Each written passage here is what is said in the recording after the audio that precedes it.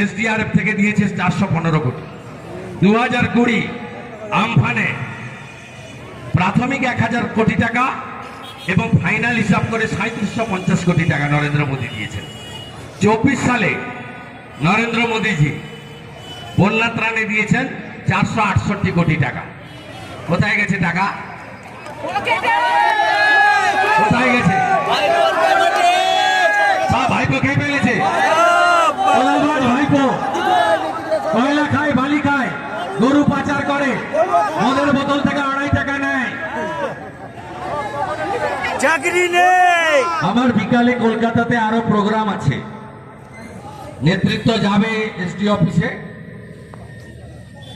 আগামী ইতিমধ্যে ঘাটালের এমএলএ শীতল কাপাট বিজেপি কর্মীদের নিয়ে তার সামান্য ক্ষমতায় 12টা রিলিফ ক্যাম্প চালিয়ে যাচ্ছে।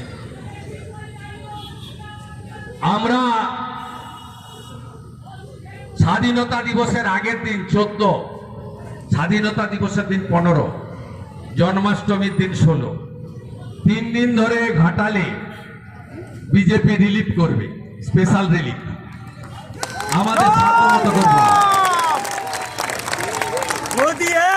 সাধ্যমতো করব। আর 15ই আগস্ট একটা ডিঙি নৌকা ঠিক করে রাখবেন।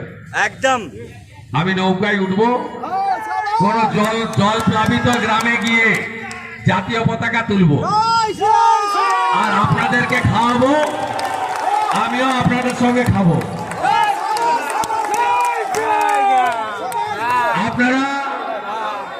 আপনারা শুধু আমাকে কথা দিন, 26-এর নির্বাচন মমতার বিসর্জন হবে তো? 34 বছর সিপিএম করেনি। উনি কাল বলেছেন না কেলেঘাই আমি করেছি, উনি করেননি। কেলেঘাই কাজ শুরু হয়েছে 2010-এ।